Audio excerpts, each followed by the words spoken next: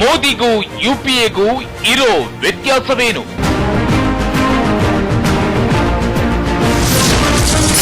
ED CBI ಹೇಗೆ ಬಳಕೆಯಾಗ್ತಿದೆ? Modi democratic ಮುಖವಾಡ ಹಾಕಿದ್ದಾರ?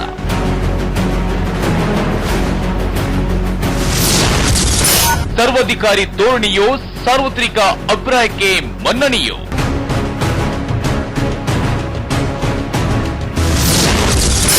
ಏಕ ಚಕ್ರಾಧಿಪತ್ಯ. ರಾತ್ರಿ 8:30ಕ್ಕೆ.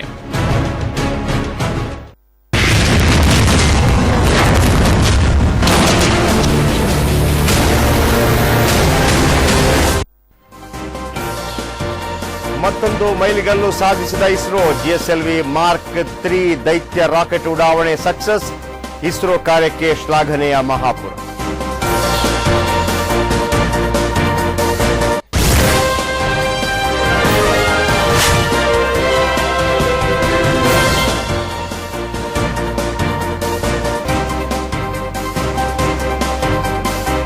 ಅಧಿವೇಶನದ ಮೊದಲ ದಿನವೇ ವಿಧಾನಸಭೆ ಖಾಲಿ. ಜನರ ಸಮಸ್ಯೆ ಚರ್ಚಿಸಲು ಶಾಸಕರೇ ಬರಲಿಲ್ಲ. ಉಭಯ ಸದನ ಕಲಾಪ ನಾಳೆಗೆ ಮುಂದೂಡಿಕೆ.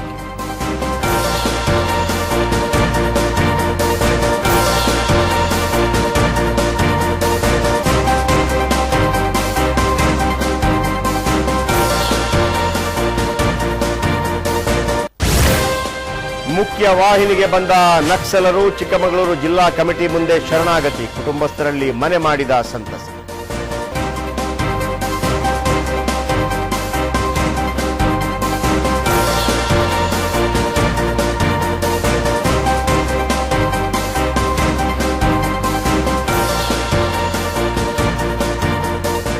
ಭಾರತ ಪಾಕ್ ನಡುವೆ ಮಧ್ಯಸ್ಥಿಕೆ ಬೇಡ. ಪ್ಯಾರಿಸ್ ಒಪ್ಪಂದದಿಂದ ಭಾರತಕ್ಕೆ ಉಪಯೋಗವಿಲ್ಲ. ಡೊನಾಲ್ಡ್ ಟ್ರಂಪ್ಗೆ ಸುಷ್ಮಾ ಸ್ವರಾಜ್ ತಿರುಗಿ.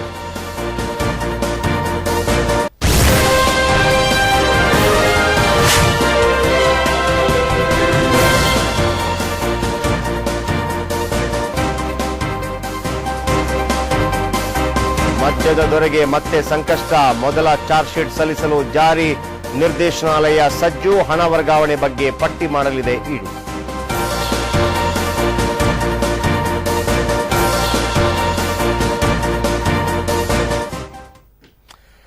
ನಮಸ್ಕಾರ ವೀಕ್ಷಕರೇ, ಬಿಗ್ ಡಿಬೇಟ್ಗೆ ಸ್ವಾಗತ. 10 ವರ್ಷಗಳಲ್ಲಿ 10,560 ಸರ್ಕಾರಿ ಶಾಲೆಗಳಿಗೆ ಬೀಗ ಜಡಿಯಲಾಗಿದೆ. ಅಂದರೆ ಸರಾಸರಿ 1,000 ಶಾಲೆಗಳು ಪ್ರತಿ ವರ್ಷ. ಇದೇ ಸಮಯ 2 ವರ್ಷಗಳಲ್ಲಿ 10,000 ಕಾನ್ವೆಂಟ್ಗಳು ಸಕ್ರಮಗೊಂಡಿದೆ. ಒಂದೇ ಒಂದು ಶಾಲೆ ಮುಚ್ಚಲ್ಲ ಅಂದಿದ್ದ ಸಿದ್ದರಾಮಯ್ಯನವರು ಮಾತು ತಪ್ಪಿದ್ದೇಕೆ? ಬಿಸಿಯೂಟ, ಸಮವಸ್ತ್ರ, ಸೈಕಲ್ ಕೊಟ್ಟರೂ ಸ್ಕೂಲ್ಗೆ ಮಕ್ಕಳು ಬರಲ್ಲ ಯಾಕೆ?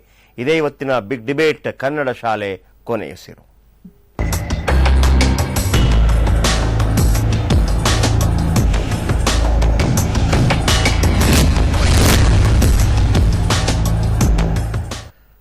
ನಮಗೆ ಮತ ಕೊಟ್ಟು ಕಾಂಗ್ರೆಸ್ ಸರ್ಕಾರವನ್ನ ಅಧಿಕಾರಕ್ಕೆ ತನ್ನಿ, ನಾವು ಒಂದೇ ಒಂದು ಸರ್ಕಾರಿ ಶಾಲೆಯನ್ನು ಕೂಡ ಮುಚ್ಚಲ್ಲ ಅಂತ ಹೇಳಿತ್ತು ಪ್ರಣಾಳಿಕೆಯಲ್ಲಿ ಕಾಂಗ್ರೆಸ್. ಸದ್ಯ ಅಧಿಕಾರಕ್ಕೇರಿ 4 ವರ್ಷ ಪೂರೈಸಿರೋ ಕಾಂಗ್ರೆಸ್ ಸರ್ಕಾರ ಪ್ರಣಾಳಿಕೆಯಲ್ಲಿನ ಬಹುತೇಕ ಆಶ್ವಾಸನೆಗಳನ್ನು ಈಡೇರಿಸಿರುವುದಾಗಿ ಹೇಳ್ತಾ ಇದೆ. ಆದರೆ ಒಂದೇ ಒಂದು ಸರ್ಕಾರಿ ಶಾಲೆ ಮುಚ್ಚಲ್ಲ ಎಂದವರು ಮಾಡಿದ್ದೇನು ಗೊತ್ತಾ? 10 ವರ್ಷಗಳಲ್ಲಿ ಎಷ್ಟು ಸರ್ಕಾರಿ ಕನ್ನಡ ಶಾಲೆಗಳಿಗೆ ಬೀಗ ಬಿದ್ದಿದೆ ಗೊತ್ತಾ?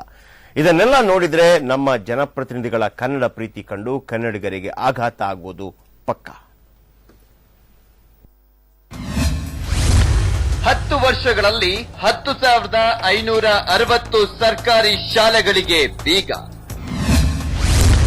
2 ವರ್ಷಗಳಲ್ಲಿ 10,000 ಕಾನ್ವೆಂಟ್ಗಳು ಸಕ್ರಮ. ಒಂದೇ ಒಂದು ಶಾಲೆ ಮುಚ್ಚಲ್ಲ ಅಂದಿದ್ದ ಸಿದ್ದು ಮಾತು ತಪ್ಪಿದ್ದೇಕೆ?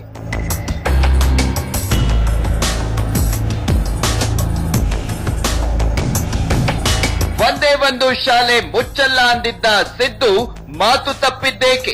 ನಾಡಿನ ಯಾವ ಮೂಲೆಗೆ ಹೋದ್ರೂ ಕೂಡ ಕನ್ನಡ ಉಳಿಸಿ, ಕನ್ನಡ ಬೆಳೆಸಿ, ಕನ್ನಡ ಮಾತನಾಡಿ, ಕನ್ನಡ ಕಲಿಸಿ ಅನ್ನೋ ಮಾತು ಪ್ರತಿದಿನವೂ ಕೇಳಿ ಬರುತ್ತೆ. ನಮ್ಮ ಮತಗಳನ್ನ ಪಡೆದು ಜನಪ್ರತಿನಿಧಿಗಳು ನಮಗೆ ಕನ್ನಡಿಯೊಳಗಿನ ಗಂಟು ತೋರಿಸಿ ಅಧಿಕಾರಕ್ಕೇರಿದವರು. ಇಷ್ಟ ಯಾಕೆ? ನಾವು ಕನ್ನಡಿಗರ ಪರ, ಕನ್ನಡಕ್ಕಾಗಿ ನಮ್ಮ ಪ್ರಾಣ ಅನ್ನೋ ಸೋ ಕಾಲ್ಡ್ ಕನ್ನಡ ಪರ ಸಂಘಟನೆಗಳು ಕೂಡ ಸದಾ ಕನ್ನಡವನ್ನೇ ಉಸಿರಾಡುವಂತೆ ಆಡ್ತಿರ್ತಾರೆ. ಆದ್ರೆ ಕಳೆದ 10 ವರ್ಷಗಳಲ್ಲಿ 10,000ಕ್ಕೂ ಹೆಚ್ಚು ಕನ್ನಡ ಶಾಲೆಗಳಿಗೆ ಬೀಗ ಬಿದ್ದಿದ್ರೂ ಕೂಡ ತೆಪ್ಪಗೆ ಕುಳಿತಿದ್ದಾರೆ ಸೋ ಕಾಲ್ಡ್ ಕನ್ನಡ ಪ್ರೇಮಿಗಳು. ಸರ್ಕಾರಿ ಶಾಲೆಗಳ ಅವಸ್ಥೆ. ರಾಜ್ಯದಲ್ಲಿ ಕಳೆದ 10 ವರ್ಷಗಳಲ್ಲಿ 10,560 ಸರ್ಕಾರಿ ಶಾಲೆಗಳು ಮುಚ್ಚಿದೆ. ಆದರೆ 2 ವರ್ಷಗಳ ಅವಧಿಯಲ್ಲೇ 10,000 ಕಾನ್ವೆಂಟ್ಗಳು ಸರ್ಕಾರದಿಂದ ಸಕ್ರಮಗೊಂಡು ತಲೆ ಎತ್ತಿ ನಿಂತಿವೆ. ಅಸ್ತಿತ್ವ ಉಳಿಸಿಕೊಂಡಿರುವ ಸರ್ಕಾರಿ ಶಾಲೆಗಳು ಮೂಲ ಸೌಲಭ್ಯ ಕೊರತೆಯಿಂದ ನಲುಗುತ್ತಿವೆ. ದಾಖಲೆ ಪ್ರಕಾರ ಈ ಶಾಲೆಗಳಲ್ಲಿ ಶೌಚಾಲಯಗಳಿದ್ದರೂ ಕೂಡ 90% ಉಪಯೋಗಕ್ಕೆ ಬಾರದಂತಾಗಿವೆ. 60% ಶಾಲೆಗಳಲ್ಲಿ ಕುಡಿಯುವ ನೀರೇ ಇಲ್ಲ. ಆಟದ ಮೈದಾನಗಳಿದ್ದರೂ ಕೂಡ 40% ಶಾಲೆಗಳಲ್ಲಿ ಕ್ರೀಡಾ ಸಾಮಗ್ರಿಗಳಿಲ್ಲ. ಬಹಳಷ್ಟು ಕಟ್ಟಡಗಳು ಕುಸಿದು ಬೀಳುವ ಸ್ಥಿತಿಯಲ್ಲಿವೆ. ಕನ್ನಡ ಅಭಿವೃದ್ಧಿ ಪ್ರಾಧಿಕಾರ ರಚಿಸಿದ ಸರ್ಕಾರಿ ಶಾಲೆಗಳ ಸಬಲೀಕರಣ ಸಮಿತಿಯ ಅಧ್ಯಯನ ವರದಿಯಲ್ಲಿ ಈ ಅಂಶಗಳನ್ನ ಪ್ರಸ್ತಾಪಿಸಲಾಗಿದೆ. ಸದ್ಯದಲ್ಲೇ ಈ ವರದಿ ಸರ್ಕಾರಕ್ಕೆ ಸಲ್ಲಿಕೆಯಾಗಲಿದೆ. ಸರ್ಕಾರಿ ಶಾಲೆಗಳತ್ತ ಮುಖ ಮಾಡಿದ ಮಕ್ಕಳ ಕೊರತೆ ಇರುವ ಶಾಲೆಗಳನ್ನ ಸಮೀಪದ ಶಾಲೆಗಳ ಜೊತೆ ವಿಲೀನಗೊಳಿಸಿರುವುದು ಹಾಗೂ ಎಗ್ಗಿಲ್ಲದೆ ತಲೆ ಎತ್ತುತ್ತಿರುವ ಕಾನ್ವೆಂಟ್ಗಳು ಸರ್ಕಾರಿ ಶಾಲೆಗಳು ಮುಚ್ಚಲು ಪ್ರಮುಖ ಕಾರಣ. ಎಲ್ಕೆಜಿ, ಯುಕೆಜಿ ಮಾದರಿಯಲ್ಲಿ ಆರಂಭಿಸಿದ್ರೆ ಮಾತ್ರ ಕಣ್ಣು ಮುಚ್ಚುವ ಹಾದಿಯಲ್ಲಿರುವ ಸರ್ಕಾರಿ ಶಾಲೆಗಳನ್ನ ಉಳಿಸಿಕೊಳ್ಳಲು ಸಾಧ್ಯ. ಹೀಗಾಗಿ ಈ ನಿಟ್ಟಿನಲ್ಲಿ ತಕ್ಷಣವೇ ನೀತಿಯನ್ನ ರೂಪಿಸಬೇಕು ಎಂದು ರಾಜ್ಯ ಸರ್ಕಾರಕ್ಕೆ ಸಮಿತಿ ಶಿಫಾರಸನ್ನ ಮಾಡಲಿದೆ. ಸರ್ಕಾರಿ ಶಾಲೆಗಳಲ್ಲಿ ಸಮವಸ್ತ್ರ, ಪಠ್ಯಪುಸ್ತಕ, ಶೂ, ಸಾಕ್ಸ್, ಸೈಕಲ್, ಬಿಸಿಯೂಟ ಉಚಿತವಾಗಿ ನೀಡಿದ್ರೂ ಕೂಡ ಮಕ್ಕಳು ಮಾತ್ರ ಖಾಸಗಿ ಶಾಲೆಗಳತ್ತ ಆಕರ್ಷಿತರಾಗುತ್ತಿದ್ದಾರೆ. ಅಂಗನವಾಡಿಯಿಂದ ಹೊರಬರುವ ಮಕ್ಕಳು 2 ವರ್ಷ ಅನಿವಾರ್ಯವಾಗಿ ಪೂರ್ವ ಪ್ರಾಥಮಿಕ ತರಗತಿಗೆ ಆಂಗ್ಲ ಮಾಧ್ಯಮ ಶಾಲೆಗೆ ಹೋಗುತ್ತಾರೆ. ಮತ್ತೆ ಆ ಮಕ್ಕಳು ಸರ್ಕಾರಿ ಶಾಲೆಗಳ ಕಡೆಗೆ ಬರುವುದಿಲ್ಲ ಎಂದು ಸಮಿತಿ ಬೊಟ್ಟು ಮಾಡಿದೆ. ಇನ್ನು ಇರೋ ಸರ್ಕಾರಿ ಶಾಲೆಗಳನ್ನಾದ್ರೂ ಉಳಿಸಿಕೊಳ್ಳೋ ಉದ್ದೇಶದಿಂದ ಹೆಚ್ಚಿನ ಅನುದಾನ ನೀಡಿ ಮೂಲಭೂತ ಸೌಲಭ್ಯಗಳನ್ನ ಒದಗಿಸಬಹುದು. ಆದ್ರೆ ಅಧಿಕಾರಿಗಳು ಆ ಕೆಲಸವನ್ನ ಮಾಡ್ತಿಲ್ಲ. ಕ್ಷೇತ್ರ ಶಿಕ್ಷಣಾಧಿಕಾರಿಗಳು ಆರ್ಟಿಇ ಅಡಿ ಖಾಸಗಿ ಶಾಲೆಗಳಲ್ಲಿನ ಸೀಟುಗಳ ಹಂಚಿಕೆ ಮತ್ತು ಅವುಗಳಿಗೆ ಹಣ ಪಾವತಿಸುವುದರಲ್ಲೇ ಮಗ್ನರಾಗುತ್ತಾರೆ. ಸರ್ಕಾರಿ ಶಾಲೆಗಳನ್ನ ಬಲಗೊಳಿಸುವ ನಿಟ್ಟಿನಲ್ಲಿ ಅವರು ಚಿಂತಿಸುವುದೇ ಇಲ್ಲ. ಆರ್ಟಿಇ ಅಡಿ ಖಾಸಗಿ ಶಾಲೆಗಳಲ್ಲಿ ಪ್ರವೇಶ ಪಡೆದ 1 ಲಕ್ಷ ವಿದ್ಯಾರ್ಥಿಗಳಿಗೆ 2015-16ರಲ್ಲಿ ಸರ್ಕಾರ 300 ಕೋಟಿ ವೆಚ್ಚವನ್ನ ಮಾಡಿದೆ. ಸರ್ಕಾರದ ಹಣವನ್ನ ಸರ್ಕಾರಿ ಶಾಲೆಗಳ ಉದ್ಧಾರಕ್ಕೆ ಖರ್ಚು ಮಾಡಬೇಕು. ಹೇಗೆ ಮಾಡದಿದ್ರೆ ಸರ್ಕಾರಿ ಶಾಲೆಗಳ ನಾಮಾವಶೇಷವೂ ಕೂಡ ಇಲ್ಲದಂತೆ ಕನ್ನಡ ಭಾಷೆಗೆ, ಕನ್ನಡ ನಾಡಿಗೆ ಭಾರಿ ಪೆಟ್ಟು ಬೀಳುವುದರಲ್ಲಿ 2 ಮಾತಿಲ್ಲ. ಬ್ಯೂರೋ ರಿಪೋರ್ಟ್, ಸಮಯ ನ್ಯೂಸ್. ಬನ್ನಿ ವೀಕ್ಷಕರೇ, ಬಹಳ ಆತಂಕಕಾರಿ ವಿಚಾರ ಇದು. 10,000ಕ್ಕಿಂತಲೂ ಹೆಚ್ಚು ಶಾಲೆಗಳು 10 ವರ್ಷಗಳಲ್ಲಿ ಅಂತಂದ್ರೆ ಪ್ರತಿ ವರ್ಷ 1,000 ಶಾಲೆಗಳನ್ನು ಮುಚ್ಚಲಾಗ್ತಾ ಇದೆ. ಆದರೆ ಕಳೆದ 2 ವರ್ಷಗಳಲ್ಲಿ ಕಾನ್ವೆಂಟ್ ಶಾಲೆಗಳು 10,000 ಸಕ್ರಮವಾಗಿದೆ. ಹಾಗಿದ್ರೆ ಇವರನ್ನ ಎಲ್ಲಿ ಉಗಾಂಡಾದಲ್ಲಿ ಸರ್ಕಾರ ರಚನೆ ಮಾಡೋದಕ್ಕೆ ಹೇಳಬೇಕಾ? ಎಲ್ಲಿ ಹೇಳಬೇಕು? ಕನ್ನಡದ ಬಗೆಗಿನ ಅಭಿಮಾನವನ್ನು ತೋರಿಸುವಂತವರು ಸರ್ಕಾರ ಅದಕ್ಕೆ ಒಂದು ದಿಟ್ಟ ಅಡಿಪಾಯವನ್ನು ಹಾಕದೇ ಇದ್ರೆ ಏನಾದ್ರೂ ಒಂದು ಕ್ರಮ ಆದ್ರೂ ಕೈಗೊಳ್ಳಬೇಕಲ್ಲ. ಇದಕ್ಕಿಂತ ಹೆಚ್ಚಾಗಿ ಕಾಂಗ್ರೆಸ್ನ ಮ್ಯಾನಿಫೆಸ್ಟೋದಲ್ಲಿದೆ ಒಂದೇ ಒಂದು ಕನ್ನಡ ಶಾಲೆಗಳನ್ನ ಮುಚ್ಚೋದಿಲ್ಲ ಅಂತ. ಯಾಕೆ ಸುಳ್ಳು ಹೇಳಬೇಕು ಇವರೆಲ್ಲ ಇದನ್ನ? ಬನ್ನಿ ಇದರ ಬಗ್ಗೆ ಮಾತಾಡೋಣ. ಕೊಡಿಗಾಳಿ ನಂಜನಪ್ಪ ಅವರಿದ್ದಾರೆ, ರಾಜಕೀಯ ವಿಶ್ಲೇಷಕರು. ಕಾರ್ಯಕ್ರಮಕ್ಕೆ ಸ್ವಾಗತ ಸರ್. ಅನ್ವರ್ ಮಾನ್ಪಡೆ ಅವರಿದ್ದಾರೆ, ಬಿಜೆಪಿ ವಕ್ತಾರರು. ಕಾರ್ಯಕ್ರಮಕ್ಕೆ ಸ್ವಾಗತ ಮಾನ್ಪಡೆ ಅವರೇ. ನಿರಂಜನ್ ರಾವ್, ಕಾಂಗ್ರೆಸ್ ಮುಖಂಡರು, ತಮ್ಮ ಜೊತೆಗೆ ಜಾಯ್ನ್ ಆಗಿದ್ದಾರೆ. ತಮಗೂ ಸ್ವಾಗತ ಸರ್. ಎಸ್ ನಿರಂಜನ್ ರಾವ್ ಅವರು ಹೇಳಿ, ಈ ಕಾಂಗ್ರೆಸ್ ಅವರಿಗೆ ನಿಜವಾಗ್ಲೂ ಮನ ಮರ್ಯಾದಿದೆಯಾ? ಈ ಸರ್ಕಾರಕ್ಕೆ ಮನ ಮರ್ಯಾದಿದೆಯಾ? ಯಾಕೆ ನೀವು ಮ್ಯಾನಿಫೆಸ್ಟೋದಲ್ಲಿ ಹೇಳ್ತೀರಿ? ಪ್ರತಿ ಕಡೆ ಹೋದಲ್ಲೆಲ್ಲ ಸಿದ್ದರಾಮಯ್ಯ ಹೇಳ್ತಾರೆ ನಾವು 60-70% ಮಾಡಿದೀವಿ ಅಂತ ಅಂದ್ಬಿಟ್ಟು. ಯಾವ ಪುರುಷಾರ್ಥಕ್ಕೆ ನೀವು ಸೇರಿಸ್ಕೊಂಡ್ರಿ? ಆಮೇಲೆ ಪುರುಷಾರ್ಥಕ್ಕೆ ಆ ಮ್ಯಾನಿಫೆಸ್ಟೋದಲ್ಲಿ ಕನ್ನಡ ಶಾಲೆಗಳನ್ನು ಮುಚ್ಚೋದಿಲ್ಲ ಅಂತ ಹೇಳಿದಂತ ಆ ಮಹಾಮನುಷ್ಯ ಇವತ್ತು ಆರೋಗ್ಯ ಸಚಿವರಾಗಿದ್ದಾರಲ್ಲ, ಅವ್ರಿಗೇನು ತಲೆಗೆ ತುಕ್ಕಿಡಿದಿದೆ ಸರ್? ಹಾಗಿದ್ರೆ ಕನ್ನಡ ಶಾಲೆಗಳನ್ನ ಮುಚ್ತಾ ಹೋಗ್ತೀರಿ, 2 ವರ್ಷಗಳಲ್ಲಿ ಅದ 10,000 ಕಾನ್ವೆಂಟ್ಗಳು ಸಕ್ರಮ ಆಗತ್ತೆ. ಏನು ಉದ್ದೇಶ ನಿಮ್ದು ಸರ್? ಈಗ ಹಳ್ಳಿ ಕಡೆ ಜನ ಬರ್ತಾ ಇದ್ದಾರೆ, ಗೌರ್ಮೆಂಟ್ ಶಾಲೆಗಳಿಗೆ ಅಟೆಂಡ್ ಆಗ್ತಾರೆ. ಇಲ್ಲಿ ಏನಾಗಿದೆ ಪಟ್ಟಣದ ಕಡೆ ಈ ಹೈಫೈ ಇನ್ಸ್ಟಿಟ್ಯೂಷನ್ಸ್ ಏನಂತಾರೆ, ಆಮೇಲೆ RTE ಏನಾಗಿದೆ, RTE ಇಂದ ಮಕ್ಕಳಿಗೆ ಬೆನಿಫಿಟ್ ಸಿಗ್ತಾ ಇದೆ. ಏನಂದ್ರೆ ಹೌದಾ, ನೀವು ಚೆಕ್ ಮಾಡಿದ್ರೆ ಯಾವ್ದಾದ್ರು ಚೆಕ್ ಮಾಡಿದ್ರೆ RTE ಇಂದ ಬೆನಿಫಿಟ್ ಸಿಕ್ಕಿದೆ ಇಲ್ವಾ ಅಂತ ಹೇಳಿ? ಹೌದು ಸರ್, ಅವರ ಬಿಗರ್ ಇನ್ಸ್ಟಿಟ್ಯೂಷನ್ ಮಹಾಲಕ್ಷ್ಮಿ ಲೇಔಟ್ ಅಲ್ಲಿ RTE ಇಂದ ಆಯ್ಕೆಯಾದಂತಹ 15 ಮಕ್ಕಳನ್ನ ಕೂದಲು ಕತ್ತರಿಸಿ ಡಿಫರೆಂಟ್ ಆಗಿಟ್ಟಿದ್ರು. ಹಿಂದಿನ ಕಾಲದಲ್ಲಿ ಇನ್ಸ್ಟಿಟ್ಯೂಷನ್ ಮಾಡಿರೋ ತಪ್ಪಿಗೆ ಇನ್ಸ್ಟಿಟ್ಯೂಷನ್ ಮಾಡಿರೋ ಅದಲ್ಲ ಬೆನಿಫಿಟ್ ಅಂದ್ರೆ ಸೋಷಿಯಲ್ ಕುಮಾರ್ ಸರ್ ಒಂದ್ ನಿಮಿಷ. RTE ನಲ್ಲಿ ಇನ್ಸ್ಟಿಟ್ಯೂಷನ್ ಸಪರೇಷನ್ ಮಾಡ್ತಾ ಇರೋದು ಬೇರೆ.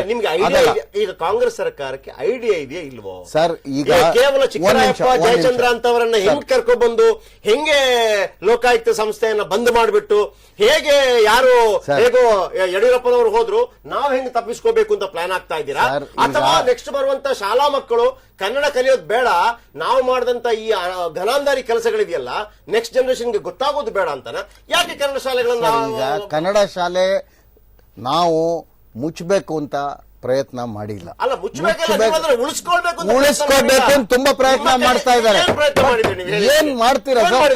ಈಗ ಟೀಚರ್ಸ್ ಸಫಿಶಿಯಂಟ್ ಟೀಚರ್ಸ್ ಇದೆ, ಆಮೇಲೆ ನಿಮ್ಗೆ ಇನ್ಫ್ರಾಸ್ಟ್ರಕ್ಚರ್ ತಗೊಂಡ್ರೆ ಈಗ ಆಕ್ಚುಲಿ ಲೇಟೆಸ್ಟ್ ಕನ್ನಡ ಶಾಲೆಗಳಿಗೆ ಕಂಪ್ಯೂಟರ್ ಕೊಡ್ತೀನಿ ಅಂತ ನಮ್ಮ ಮಂತ್ರಿಗಳು ಡಿಸೈಡ್ ಮಾಡಿ SM ಕೃಷ್ಣ ಕಾಲದಲ್ಲೇ ಕನ್ನಡ ಶಾಲೆಗಳಿಗೆ ಕೊಟ್ಟಿದ್ದಾರೆ, ಅಡಿಷನ್ ಕೊಡ್ತಾ ಇದ್ದಾರೆ, ಈಗ ಯೂನಿಫಾರ್ಮ್ ಕೊಡ್ತಾ ಇದ್ದಾರೆ. ಎಲ್ಲ ಕೊಟ್ಟರು ಸರ್ಕಾರದ ಬಗ್ಗೆ ಇರುವಂತ ಸರ್ ಏನು ಎಲ್ಲ ಕೊಟ್ಟರು ನೋಡಿ ಹೇಳ್ತೀನಿ. ಸ್ಟೂಡೆಂಟ್ ಬರ್ದಿದ್ರೆ ನೀವೇನು ಎಳ್ಕೊಂಡ್ ಬರ್ತೀರಾ ಸರ್? ಅದನ್ನು ಅರ್ಥ ಮಾಡ್ಕೊಳ್ಳಿ. ಅದಕ್ಕೆ ನೀವೇನು ಸರ್ ಸಾರಿ ಸ್ಟೂಡೆಂಟ್ಗಳು ಯಾಕೆ ಬರ್ತಾ ಇಲ್ಲ ಗೊತ್ತಾ? ಬ್ರಿಟಿಷರು ಹೋದ ನಂತರ ನೀವೇನ್ ತಿಳ್ಕೊಂಡಿದ್ದೀರಿ? ಕಾಂಗ್ರೆಸ್ನವರು ನಿಮ್ಮ ವಸಾಹತು ಭಾರತ ಅಂತ ತಿಳ್ಕೊಂಡಿದ್ದೀರಿ. ಅವರ ಕಾಲದಲ್ಲಿ ಮಾಡ್ತಾ ಇರಲಿಲ್ವಾ? ನಮ್ಮ ಕಾಲದಲ್ಲಿ ಮಾಡಲಿ ಅನ್ನುವಂಥದ್ದು ಸೇಮ್ ಅದಾಗ್ತಾ ಇರುವಂತದ್ದು. ಸಕ್ರಮ ಯಾಕಾಯ್ತು? 10,000 ಕಾನ್ವೆಂಟ್ಗಳು. ನಾನು ಹೇಳ್ತಾ ಇರೋದು, ನೀವು ಮೂಲಭೂತವಾದಂತ ಸೌಲಭ್ಯಗಳನ್ನ ಕೊಡಿ. ಯಾಕೆ ಕೊಡ್ತಾ ಇಲ್ಲ? ನೀವು ಶೂ ಅಂತ ಹೇಳ್ತೀರಿ, ಆಮೇಲೆ ಸೈಕಲ್ ಅಂತ ಹೇಳ್ತೀರಿ. ಸೈಕಲ್ ಕಾಲದಲ್ಲೂ ಕೂಡ ನಮ್ಗೆ ಗೊತ್ತಿದೆ, ಈಗ ಆ ಸೈಕಲ್ ಅನ್ನ ಓಡಿಸೋಕ್ಕಾಗೋದಿಲ್ಲ. ಯಾಕೆ ಆ ಮಕ್ಕಳ ಬಾಳಿನ ಜೊತೆ ಚೆಲ್ಲಾಟ ಮಾಡ್ತಾ ಇದ್ದೀರಿ? ಅದು ನಿಮಗೆ ಶಾಪ ಅಂತ ಅನ್ಸೋದಿಲ್ವಾ? ನಿಮಗೆ ಟಾಯ್ಲೆಟ್ ಅಲ್ಲೂ ದುಡ್ಡು ಬೇಕು, ಮಕ್ಕಳ ವಿಚಾರದಲ್ಲೂ ದುಡ್ಡು ಬೇಕು. 15,000 ಹೌದು ಸರ್. ಆಮೇಲೆ ಯಾಕೆ ಹೇಳಿದ್ರು ಸಿದ್ದರಾಮಯ್ಯನವರು ಅಂತ ನನಗೆ ಕೇಳಬೇಕಾಗಿದೆ. ಅಂದ್ರೆ ಮ್ಯಾನಿಫೆಸ್ಟೋದಲ್ಲಿ ಇರುವಂತದ್ದು ಎಲ್ಲವನ್ನೂ ತಂದಿದೀವಿ ಅನ್ನುವಂಥದ್ದು. ಎಸ್, ನಮ್ಮ ಜೊತೆ ಶ್ರೀಕಂಠೇಗೌಡರು ಜಾಯ್ನ್ ಆಗಿದ್ದಾರೆ, ವಿಧಾನ ಪರಿಷತ್ ಸದಸ್ಯರು ಹಾಗೂ JDS ಮುಖಂಡರು. ಆಮೇಲೆ ಶಿಕ್ಷಣ ಕ್ಷೇತ್ರದಿಂದ ಆಯ್ಕೆ ಆಗಿರೋ ಕಾರಣದಿಂದಾಗಿ ನಾನು ಅವ್ರ ಜೊತೆ ಅದ್ಭುತವಾದಂತಹ ಕೆಲವು ಪ್ರಶ್ನೆಗಳಿಗೆ ಉತ್ತರವನ್ನು ಪಡೆಯಬಲ್ಲೆ ಅಂತ ನಾನು ಅಂದ್ಕೊಂಡಿದ್ದೀನಿ. ಎಸ್ ಶ್ರೀಕಂಠೇಗೌಡ್ರೆ, 10,500 ಶಾಲೆಗಳು 10 ವರ್ಷಗಳಲ್ಲಿ, ನಾವು ಬೆಳಿಗ್ಗೆ ಕೂಡ ಮಾತಾಡಿದ್ವಿ. 2 ವರ್ಷಗಳಲ್ಲಿ 10,000 ಕಾನ್ವೆಂಟ್ ಶಾಲೆಗಳು ಸಕ್ರಮ ಆಗತ್ತೆ ಅಂದ್ರೆ. ಆಮೇಲೆ ಸಿದ್ದರಾಮಯ್ಯನವರು ಒಬ್ಬರು ಸಮಾಜವಾದಿ ನಾಯಕ, ಆಮೇಲೆ ನಮಗೆಲ್ಲ ಬಹಳ ಪ್ರೀತಿ ಇರುವ, ಬಹಳ ರೆಸ್ಪೆಕ್ಟೆಡ್, ಆಮೇಲೆ ಬಹಳ ಎಕ್ಸ್ಪೆಕ್ಟೇಷನ್ ಇದ್ದಂತ ನಾಯಕ. ಮತ್ತೆ ಸರ್ಕಾರಿ ಶಾಲೆಯಲ್ಲಿ ಓದ್ಕೊಂಡ್ ಬಂದಂತವರು. ಆಮೇಲೆ ಕನ್ನಡ ಕಾವಲು ಸಮಿತಿ ಅಧ್ಯಕ್ಷ ಆಗಿದ್ದವರು, ಪ್ರಪ್ರಥಮ. ನಿಮಗೆ ಇಲ್ಲ ಈಗ ಹಾಗಿದ್ರೆ ನಿಮ್ಗೊಂದು ಪ್ಲಾನೇ ಇಲ್ಲ ಅಂತಂದ್ರೆ ಸರ್, ನಿಮ್ಗೆ ಅದನ್ನು ಏನ್ ಮಾಡ್ಬೇಕು ಅಂತ ಗೊತ್ತಿಲ್ಲ. ನಾನು ಅದಕ್ಕೆ ಹೇಳ್ತಾ ಇರೋದು. ಈಗ ಈ ಇತ್ತೀಚೆಗಷ್ಟೇ ನಾವು 6 ತಿಂಗಳು ರಾಷ್ಟ್ರಪತಿ ಆಡಳಿತದಲ್ಲಿ ಇದ್ವಿ, ಗೊತ್ತಲ್ಲ? ಆಗ ನಮ್ಮ ಇವರಿದ್ರು, ಯಾರು ರಾಜ್ಯಪಾಲರಾಗಿ, ಅಲ್ಲ ಠಾಕೂರ್ ಸರ್, ಅವರು ನಡೆಸ್ತಾರೆ ಸರ್ಕಾರವನ್ನು. ನಮಗೆ ಇವರೇ ಬೇಕಾಗಿಲ್ಲ. ಇವರ ಹೊರೆ ಬಿಳಿಯಾನೆಗಳನ್ನು ನಾವು ಯಾಕೆ ಸಹಿಸಿಕೊಂಡಿರ್ಬೇಕು? ನೀವು ಇದೇ ಮಾಡೋದಿದ್ರೆ, ಹಾಗಿದ್ರೆ ಇದನ್ನ ಯಾರನ್ನ ದೋಷಿಯನ್ನಾಗಿ ಮಾಡಬೇಕು? ಹಾಗಿದ್ರೆ ಅದರ ಬಗ್ಗೆ ಆಲೋಚನೆ ಮಾಡೋಣ ಇಲ್ವ ಸರ್? ಹಾಗಿದ್ರೆ ಇಲ್ಲ, ಇದು ಅತ್ಯಂತ ವಿಷಾದದ ವಿಚಾರ. ಇತ್ತೀಚೆಗೆ ಒಂದು ಸುತ್ತೋಲೆ ಹೊರಡಿಸಿದ್ದಾರೆ ಅವರು. 5 ವರ್ಷ 10 ತಿಂಗಳು ಕಡ್ಡಾಯವಾಗಿ ಆಗಿರ್ಬೇಕು, ಆಗಷ್ಟೇ 1ನೇ ತರಗತಿ ಪ್ರವೇಶ ಅಂತೇಳಿ. ಈ ಸುತ್ತೋಲೆಯಿಂದ ಎಷ್ಟಾಗಿದೆ ಅಂದ್ರೆ ಈ ವರ್ಷನೇ ಈ ಲೆಕ್ಕ ಬಿಡಿ, ಇದಲ್ಲದೆ ಇನ್ನೂ 4-5 ಸಾವಿರ ಶಾಲೆಗಳು ಮುಚ್ಚೋಗ್ತವೆ. 1 ವರ್ಷದಲ್ಲಿ ಮುಚ್ಚೋಗುತ್ತೆ. ಈಗ ಏನಾಗಿದೆ ಪರಿಸ್ಥಿತಿ? ಈಗ ನನಗೆ ಕಳೆದ 15-20 ದಿನಗಳಿಂದ ಇಡೀ ರಾಜ್ಯದಿಂದ ಒಂದು ದಿನಕ್ಕೆ 50-100 ಫೋನ್ ಬರ್ತಾವೆ. ಸರ್, ಆ ಸರ್ಕ್ಯುಲರ್ ಚೇಂಜ್ ಮಾಡಿಸಿ ಸರ್, ಕಳೆದ ವರ್ಷಗಳು ಇದ್ದಂಗಿರ್ಲಿ ಸರ್ ಅಂತ. ಮಕ್ಕಳು ಏನ್ ಮಾಡ್ತೀವಿ ನಾವು, 3 ವರ್ಷ ತುಂಬ್ತಿದ್ದಂಗೆ ನರ್ಸರಿಗೆ ಹಾಕ್ಬಿಡ್ತೀವಿ, LKG UKGಗೆ ಹಾಕ್ಬಿಡ್ತೀವಿ. 3 ಚಿಲ್ಡ್ರೆ 4 ಚಿಲ್ಡ್ರೆ ಬರ್ತಾನೆ, 5 ಚಿಲ್ಡ್ರೆ ಬರ್ತಾನೆ. 5 ವರ್ಷ ಮೇಲ್ಪಟ್ಟು ಯಾವಾಗಾದ್ರೂ ಸರಿ ಮಕ್ಕಳು ಸೇರಿಸ್ಕೊಳ್ಳೋದು ಇಲ್ಲಿವರೆಗೂ ಅವಕಾಶ ಇತ್ತು. ಈ ವರ್ಷ 5 ವರ್ಷ 10 ತಿಂಗಳು ಆಗ್ಲೇಬೇಕು ಕಡ್ಡಾಯವಾಗಿ ಅಂತ ಹೇಳಿ 50 ಮಕ್ಕಳು ಸೇರೋ ಕಡೆಗೆ 5 ಮಕ್ಕಳಿಲ್ಲ. ಈಗ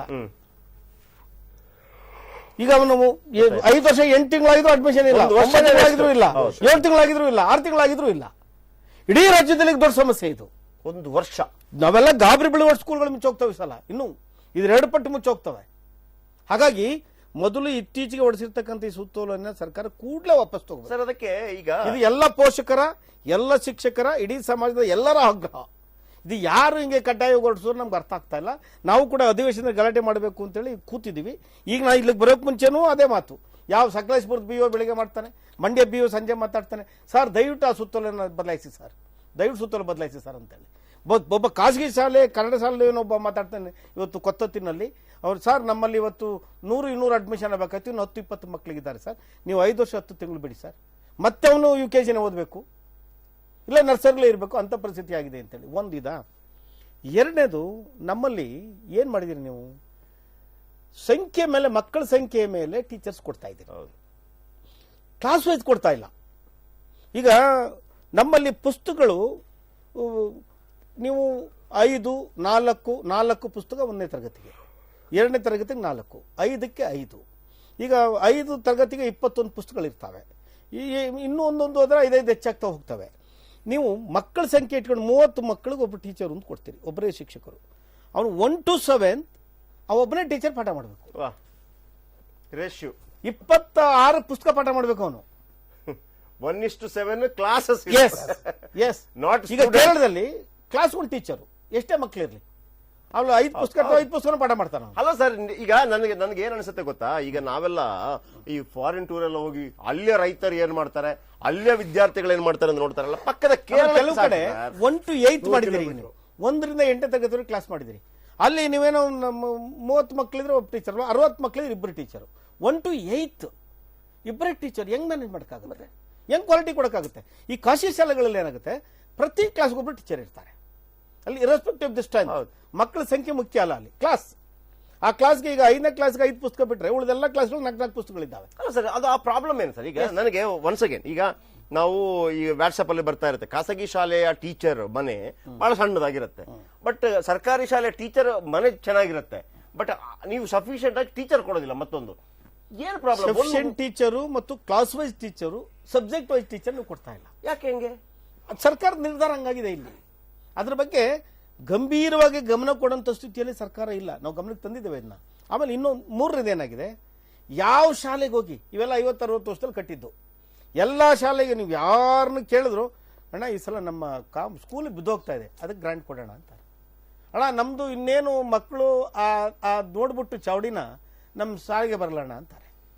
ಈಗ 60 ವರ್ಷ 70 ವರ್ಷ ಆಯ್ತು, ಎಷ್ಟು ಆಯ್ಸಿರ್ತದಕ್ಕೆ? ಮಂಗಳೂರು ಎಂಚಲ್ಲಿ ಒಂದು ಕಟ್ಟಿದಿರಿ, RCC ಹಾಕಿಲ್ಲ, ಶಿಥಿಲವಾಗಿದ್ದಾವೆ, ಇನ್ಫ್ರಾಸ್ಟ್ರಕ್ಚರ್, ಟಾಯ್ಲೆಟ್ಗಳಿಲ್ಲ ಶಾಲೆಗಳಿಗೆ, ಟಾಯ್ಲೆಟ್ಗಳಿಲ್ಲ. ಆಮೇಲೆ ನಾವು ಅಫಿಡವಿಟ್ ಕೊಟ್ಟಿದ್ದೀವಿ ಸರ್ 2011ರಲ್ಲಿ. ನಾವು ಎಲ್ಲಾ ಶಾಲೆಗಳಲ್ಲಿ SLC ತನಕದ ಶಾಲೆಗಳಲ್ಲಿ ನಾವು ಕುಡಿಯುವ ನೀರು ಮತ್ತು ಶೌಚಾಲಯಗಳನ್ನು ಕೊಟ್ಟಿದ್ದೀವಿ ಅಂತ ಅಫಿಡವಿಟ್ ಕೊಟ್ಟಿದ್ದೀವಿ. ಯಾರಾದ್ರೂ PL ಹಾಕಿದ್ರೆ ಈ ನಮ್ಮ ತನ್ವೀರ್ ಸೇಠು ಜೈಲಿಗೆ ಹೋಗ್ಬೇಕು ಅವರು. ಅದೇ ಖಾಸಗಿ ಶಾಲೆಗಳೇನಾಗುತ್ತೆ, ಅದ್ಭುತವಾದ ಇನ್ಫ್ರಾಸ್ಟ್ರಕ್ಚರ್ ಕೊಡ್ತಾರೆ, ಕೂತ್ಕೊಳ್ಳಕ್ಕೆ ಅದ್ಭುತವಾದ ಕುರ್ಚಿ ಕೊಡ್ತಾರೆ, ಒಳ್ಳೆ ಮೇಜ್ ಕೊಡ್ತಾರೆ, ಆಟದ ಮೈದಾನ ಇರುತ್ತೆ, ಸುಂದರವಾದ ಕಂಪ್ಯೂಟರ್ ರೂಮ್ ಇರ್ತದೆ, ಕಂಪ್ಯೂಟರ್ಗಳಿರ್ತವೆ. ನೋಡಿ ಏನಾಗಿದ್ರೆ ಒಂದು ಪರಿಹಾರ ಅಂತ ಬೇಕಲ್ಲ ಇದಕ್ಕೆ. ನೋಟ್ ಏನ್ ಚೇಂಜ್ ಆಗುತ್ತೆ ಸರ್? ಅಲ್ಲ, ಇದಕ್ಕೆ ವಿದಿನ್ 3 hours ನೋಟ್ ಚೇಂಜ್ ಆಗಿಬಿಡುತ್ತೆ. ನಾಳೆಯಿಂದ ನೋಟ್ ಇಲ್ಲ ಅಂತ ಒಪ್ಕೊಂಡ್ವಾ, ನಾಳೆ ಅಡ್ಜಸ್ಟ್ ಆದ್ವಾ, ಸಾಧಕ ಬಾಧಕ ಬೇರೆ, ಅದು ಬೇರೆ ವಿಚಾರ. ಅದಕ್ಕೂ ಇದಕ್ಕೂ ಬಹಳ ವ್ಯತ್ಯಾಸ. ಯಾಕಂತ ಹೇಳಿದ್ರೆ ಇದು ಕೇವಲ ಒಂದು ರಾಜಕೀಯ ವ್ಯವಸ್ಥೆ ಅಲ್ಲ, ಯಾಕಂದ್ರೆ ಇದು ಮಕ್ಕಳ ಒಂದು ಭವಿಷ್ಯ. ಈಗ ಅವ್ರು ಹೇಳಿದ ಹಾಗೆ ಪ್ರತಿ ಶಾಲೆಗಳಲ್ಲಿ ಕೂಡ ಅಲ್ಲ ಅವ್ರು ನಮ್ಮ ಮಿತ್ರರು ಹೇಳಿದ ಹಾಗೆ ಪ್ರತಿ ಶಾಲೆಯಲ್ಲಿ ಕೂಡ ಮಕ್ಕಳು ಹೋಗ್ಬೇಕಾದ್ರೆ ಅವರ ಪೋಷಕರು ಹೋಗ್ತಾ ಇರ್ತಾರೆ, ಶಿಥಿಲವಾದ ಕಟ್ಟಡ ನೋಡ್ಬಿಟ್ಟು ಹೆದರ್ಕೊಂಡು ಬಿಡ್ತಾರೆ, ಎಲ್ಲಿ ನನ್ನ ಮಕ್ಕಳು ಈ ಶಾಲೆ ಕೂತ್ಕೊಳ್ಳೋ ಸಂದರ್ಭದಲ್ಲಿ ಬೀಳುತ್ತೋ ಅಂತೇಳಿ. ಅದು ಬಿಟ್ರೆ ಅವ್ರೇನ ಟಾಯ್ಲೆಟ್ ಹೋಗ್ಬೇಕಾದ್ರೆ ಟಾಯ್ಲೆಟ್ ಹೋಗೋ ಸ್ಥಳ ಇಲ್ಲ, ಎಲ್ಲ ಹೊರಗೆಲ್ಲ ಕೂತ್ಕೊಳ್ಬೇಕಾಗುತ್ತೆ. ಬಹಳಷ್ಟು ಶಾಲೆಗಳು ಎಲ್ಲಿ ಹೇಳಿದ್ರೆ ಸ್ವಲ್ಪ ಕಾಡಿನ ಅಂಚಿನಲ್ಲಿ ಇವೆ. ಅವ್ರಾಗ ಶೌಚಾಲಯ ಹೋಗ್ಬೇಕಾದ್ರೆ ಕಾಡಿನಲ್ಲಿ ಹೋಗ್ಬೇಕು, ಅಲ್ಲಿ ಪಾವುಗಳು ಇದ್ದೇ ಇರುತ್ತೆ. ಆಯ್ತು, ಮೊನ್ನೆ ಇದು ಈಗ ಮಕ್ಕಳು ನಾರ್ತ್ ಕರ್ನಾಟಕದಲ್ಲಿ ಹಾವು ಕಚ್ಚಿತ್ತು. ಈಗ ನಾವು ಬ್ರಿಟಿಷರ ದಾಸ್ಯದಿಂದ ಮುಕ್ತ ಹೊಂದಿದ್ದೇನು ಗೊತ್ತಾ, ನಾವು ಚೆನ್ನಾಗೇ ಇದ್ವಿ ಆ ಟೈಮಲ್ಲಿ, ಪ್ರಾಬ್ಲಮ್ ಇರಲಿಲ್ಲ ಸರ್. ನಾನು ನಮ್ಮ ಹಿರಿಯರ ಹತ್ರ ಕೇಳಿದ್ದೀನಿ, ಚೆನ್ನಾಗಿತ್ತು ಅಂದ್ರೆ ಅವರು ಇದಕ್ಕೆ ಹೋಲಿಸಿಕೊಂಡು ಅಲ್ಲ, ಆಗ ಎಷ್ಟು ಅಲ್ಲ, I will tell you. ಅಲ್ಲ, ಆಗ ಎಷ್ಟು ಹೆಂಗೆ ಅಂತಂದ್ರೆ ಅಲ್ಲ, ಆಗ ತುಂಬಾ ಮಕ್ಕಳು ಅಲ್ಲ. ಶಾಲೆಗೆ ಹೋಗ್ತಿದ್ದೀರಾ ಪರ್ಸೆಂಟೇಜ್ ಅಷ್ಟು ಇಲ್ಲ. ಸಾಕ್ಷರತೆ ಇರ್ಲಿ, ಆದ್ರೆ ಸಾಕ್ಷರತೆ ಇದ್ದಿಲ್ಲ ಆಗ. ಇರ್ಲಿ ಬಿಡಿ.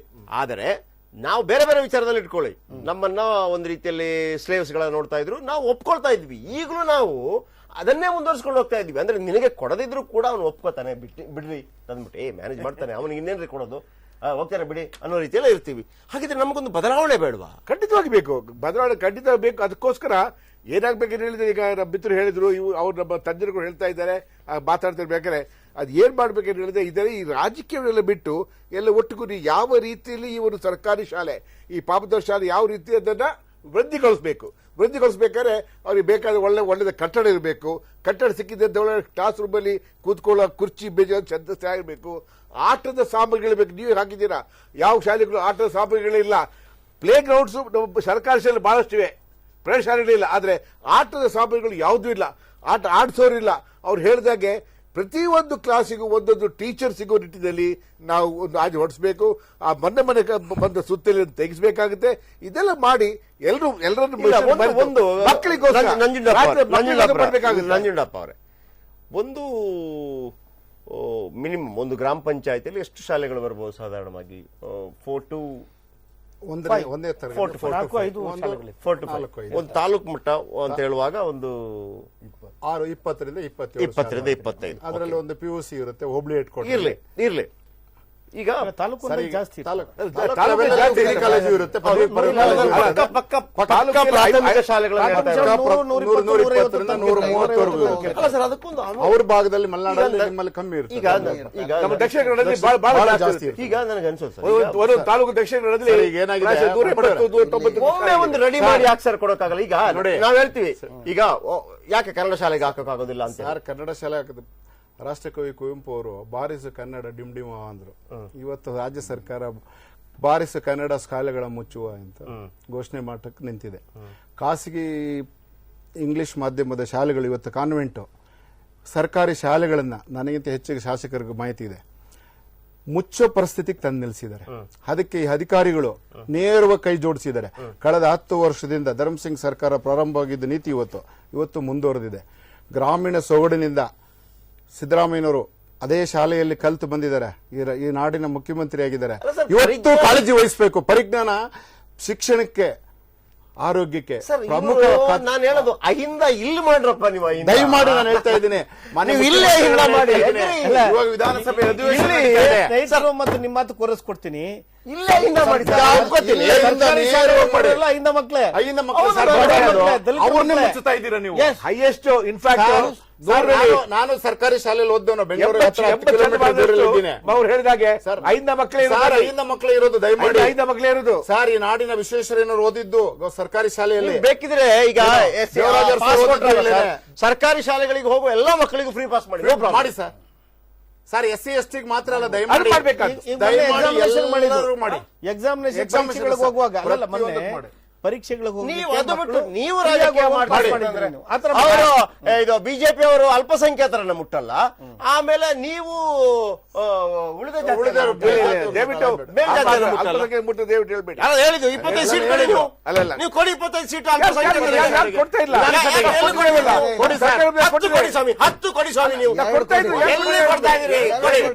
ಕೊಡಲ್ಲ, ನೀವು ಕೊಡಲ್ಲ. ನೀವು ಅಷ್ಟೇ, ಅವರು ಅಷ್ಟೇ. ಸಮಾಜವನ್ನು ಮಾಡ್ತಾ ಇದ್ದಿಲ್ಲ.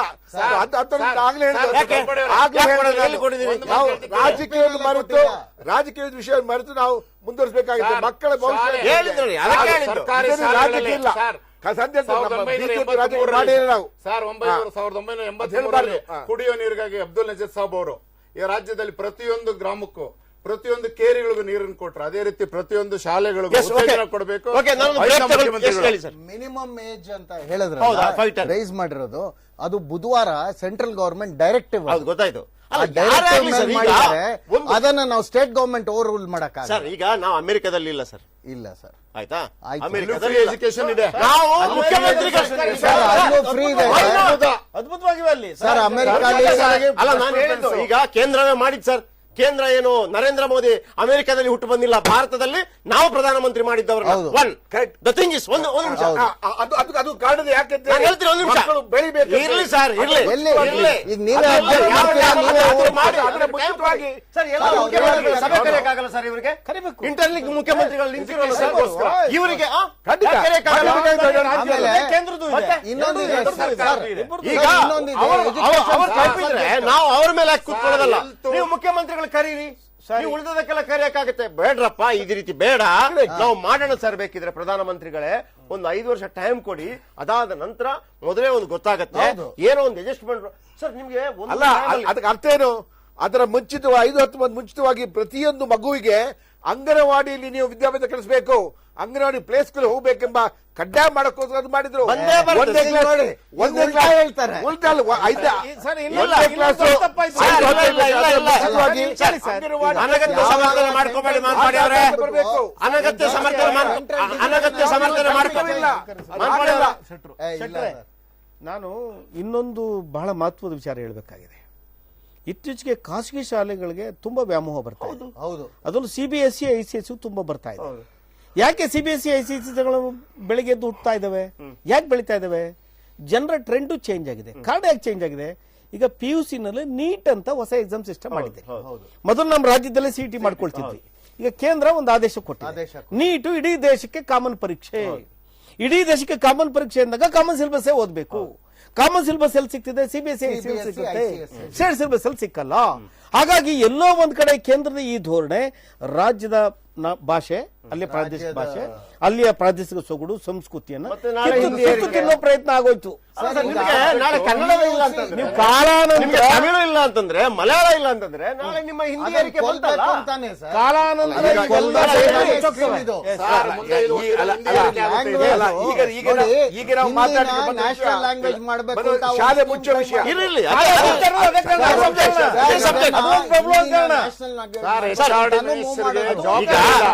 ನೀವೇನ್ ಮಾಡ್ತಾ ಇದ್ರಿ? ಸರ್, ನಾವು ನೀವೇನ್ object ಮಾಡ್ತಾ ಇದ್ದೀವಿ. ಏನ್ object? ಆತ್ಮಹತ್ಯೆ ಮಾಡ್ಕೊಳ್ಳಿ ಕೆಲವರೆಲ್ಲ. ನೋಡಿ, ಯಾಕೆ ಮಾಡಲ್ಲ ಅಂತ ಹೇಳಿ. PUC ಈಗ ವಿರೋಧ ಪಕ್ಷ ಕಡಿಮೆ ಈಗ ಆಗಿದೆ. ಅಲ್ಲ, ಆತ್ಮಹತ್ಯೆ ಮಾಡ್ಕೊಳ್ಳಿ, ಆಮೇಲೆ ನಂತರ ಉಪವಾಸ ಮಾಡಿ. ಈಗ ರೈತರು ಅವನ ಸಾಲ ಅಟ್ಲೀಸ್ಟ್ ಸಾಲ 5 ಲಕ್ಷ ಅವನ ಸಾಲ ಮಾಡಿದ್ರೆ ಆ ಸಾಲ ವಾಪಸ್ ಕೊಡ್ತಾರೆ ಅಂದ್ರೆ ಆತ್ಮಹತ್ಯೆ ಮಾಡ್ಕೋತಾನಲ್ಲ. ರಾಜಕಾರಣಿಗಳು ಮಾಡ್ಕೊಳ್ಳಿ ಆತ್ಮಹತ್ಯೆ. ನಮಗೆ ಕನ್ನಡ ಬೇಕೇ ಬೇಕು, ಬದಲಾಯಿಸ್ಕೊಳ್ಳಿ ಅಂತ ಅಂದ್ಬಿಟ್ಟು ನಿಮ್ಮ ದೇಶದ ಪ್ರಜ್ಞೆ ಇದ್ರಾಗ್ಲಿ. ಎಲ್ಲೂ ಕೂಡ ಕನ್ನಡ ಬೇಡ ಅಂತ ಹೇಳಿಲ್ಲ. ಅಲ್ಲ, ನಾನು ಹೇಳಿದ್ದು ಯಾವ್ದಕ್ಕೆ ಸುಳ್ಳು ಬಾಯ್ದು ಕೊಡ್ದು ಎಲ್ಲೂ ಕೂಡ ಕನ್ನಡ ಬೇಡಿಲ್ಲ, ನಿಮ್ಮ ಲೋಕಲ್ ಲ್ಯಾಂಗ್ವೇಜ್ ಬಿಟ್ಟು ಬೇರೆ ಮಾಡಿದ್ರೆ ಹೇಳಿಲ್ಲ. ಅದರ ಹಿಂದಿನ ಉದ್ದೇಶ ಅದು ಅಂತ. ಓದಿಸ್ಬೇಕಾದ್ರೆ ಮಗ CBSE ICSE ಸಿಲೆಬಸ್ ಓದ್ಬೇಕಲ್ಲ. ಕೇರಳದಲ್ಲಿ ಮಲಯಾಳಂ ಒಂದು ಸಬ್ಜೆಕ್ಟ್ CBSE ಇದರಲ್ಲೂ ಮಾಡಿ ಅನುವಡಿಸ್ಕೊಟ್ಟಿದ್ದಾರೆ. ಇಲ್ಲೂ ಮಾಡ್ಕೊಳ್ಬೇಕು. ಈಗೊಂದು ಬ್ರೇಕ್ ತಗೋತೀನಿ. ಬ್ರೇಕ್ ದಯವಿಟ್ಟು ವೀಕ್ಷಕರೇ, ನೀವು ಕಾರ್ಯಕ್ರಮ ನೋಡ್ತಾ ಇದ್ದವರು ದಯವಿಟ್ಟು ಇದಕ್ಕೆ ಉತ್ತರ ಕಂಡುಹಿಡಿಯುವಂತ ಪ್ರಯತ್ನವನ್ನು ಮಾಡೋಣ. ಒಂದು, ಈಗ 5 ವರ್ಷ 10 ತಿಂಗಳಾಗಬೇಕು 1ನೇ ಕ್ಲಾಸ್ಗೆ ಸೇರ್ಬೇಕು ಅಂತಂದ್ರೆ ಮೊದಲು 4ನೇ ವರ್ಷಕ್ಕೆ ಸೇರ್ತಾ ಇದ್ರು. ಓಕೆ, ಅದಕ್ಕಿರುವಂತದ್ದು ಅಲ್ಲ, 5 ವರ್ಷ ಫಿಕ್ಸ್ ಮಾಡಿದ್ರು ಸರ್. 5 ವರ್ಷ ಕ್ರಾಸ್ ಆದ್ರೆ ಸಾಕಾಗಿ 5 ವರ್ಷ ಕ್ರಾಸ್ ಆದ್ರೆ ಸಾಕಾಗಿತ್ತು. ಅದಕ್ಕಿಂತ ಮೊದಲು 4ನೇ ವರ್ಷಕ್ಕೆ ಸೇರುವಂತ ಪ್ರಮೇಯ ಇತ್ತು. ಅಣ್ಣ ಹೋಗ್ತಾ ಇದ್ರೆ, ತಂಗಿ ಜೊತೆಗೆ ಹೋಗ್ತಾ ಇದ್ರೆ ಶಾಲೆಗೆ ಸೇರಿಸ್ಬಿಡಿ ಅಂತ. ಓಕೆ, ಈಗ ಪ್ರತಿಯೊಂದು ಮಕ್ಕಳಿಗೂ ಕೂಡ ಪ್ರೀ ಸ್ಕೂಲ್ ಇರಬಹುದು ಅಥವಾ ಯಾವುದು ನರ್ಸರಿ ಇರಬಹುದು, LKG UKG ಎಲ್ಲ ಆದ ನಂತರ 1 ವರ್ಷ ವೇಸ್ಟ್ ಆಗ್ತಾ ಇದೆ. 1 ವರ್ಷ ಅವರು ಸುಮ್ಮನೆ ಅದೇ, ಈಗ ನರ್ಸರಿಗೆ ಹೋಗ್ತಾ ಇದ್ರೆ ಇನ್ನೊಂದು ವರ್ಷ ನರ್ಸರಿಗೆ ಹೋಗ್ಬೇಕು, ಅಥವಾ LKG ಹೋಗ್ತಾ ಇದ್ರೆ ಇನ್ನೊಂದು ವರ್ಷ UKG ಹೋಗ್ಬೇಕು. ಇನ್ನೊಂದು ವರ್ಷ. ಹಾಗಾಗಿ ಒಟ್ಟಾರೆ ಬರುವಾಗ ಇಲ್ಲಿ ಏನಾಗುತ್ತೆ, ನೀವು preschool, nursery, LKG UKG ಆಗಿ ಪ್ರಾರಂಭ ಮಾಡಿ ಒಂದು ಕಡೆ ನೀವು ಇನ್ನೊಂದ್ಸಲ ಕೂರಿಸಿ ಫೀಸ್ ಕೊಡಬೇಕು, ಇಲ್ಲಾಂದ್ರೆ ಮನೇಲಿ ಕೂತ್ಕೋಬೇಕು. ಮನೇಲಿ ಕೂರ್ಸೋದಕ್ಕೆ ಯಾವ ತಂದೆ ತಾಯಿ ರೆಡಿ ಇಲ್ಲ. ಈ 5-10ಕ್ಕಿಂತ ಹೆಚ್ಚಾಗಿ ನಿಮಗೆಲ್ಲದಕ್ಕೊಂದು ವ್ಯವಸ್ಥೆ ಇದೆ. ಇನ್ನು ಅಲ್ಲ, ಇದ್ರಲ್ಲಿ ಎಲ್ಲ ಬರಲ್ಲ. ಪ್ರೀ ಸ್ಕೂಲ್ LKG ಎಲ್ಲ ಬರಲ್ಲ, ಯಾವ್ದಾದ್ರು ಒಂದ್ ಬರುತ್ತೆ. ಆ ಪ್ರೀ ಸ್ಕೂಲ್ ಸರ್, ಒಂದು ಶಾಲೆ ನರ್ಸರಿಗೆ 3 ವರ್ಷ, 5 ವರ್ಷ ನರ್ಸರಿಗೆ 3 ವರ್ಷ ಏಜ್. ಹೌದು. ಆಮೇಲೆ LKG, ಆಮೇಲೆ LKG ಎಷ್ಟಾಯ್ತು? 4 ಆಯ್ತು, 5 ಆಯ್ತು. ಇದಕ್ಕೆ ಎಷ್ಟಿಗೆ? UKG 5 ವರ್ಷ. 4 ತಿಂಗಳು ಏನ್ ಮಾಡ್ಬೇಕು? ಮನೇಲಿ ಕೂತಿರ್ಬೇಕು. ಅಲ್ಲ, ಅಪ್ಪರ್ ಯಾವ್ದಿಲ್ಲ ಹೇಳ್ತೀನಿ. ಅದನ್ನು ಮಾಡಿ. ಬ್ರೇಕ್.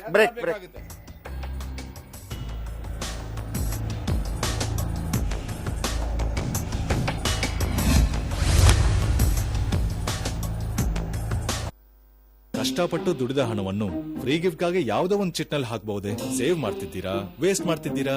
ಕಂಪೇರ್ ಮಾಡಿದ್ರೆ ತಾನೇ ಗೊತ್ತಾಗೋದು. ಲಲಿತಾ ಜ್ಯುವೆಲರಿ ಅವರ ಹೊಸ chit scheme. First month instalment ನೀವು ಸಲ್ಲಿಸಬೇಕಾಗಿಲ್ಲ, ನಿಮಗಾಗಿ ನಾವು ಸಲ್ಲಿಸ್ತೇವೆ. 100% ವೇಸ್ಟೇಜ್ ಇಲ್ಲ. ಇದು ಹೇಗ್ ಪಾಸಿಬಲ್ ಅಂತ ಯೋಚಿಸ್ತಾ ಇದ್ದೀರಾ? ನಮ್ಮನ್ನ ಈ ಹಂತಕ್ಕೆ ತಂದ ಕಸ್ಟಮರ್ಸ್ಗೆ ಒಳ್ಳೇದ್ ಮಾಡ್ಬೇಕು ಅನ್ಕೊಂಡ್ರೆ ಎಲ್ಲ ಪಾಸಿಬಲ್. ಮೋದಿಗೂ ಯುಪಿಎಗೂ ಇರೋ ವ್ಯತ್ಯಾಸವೇನು?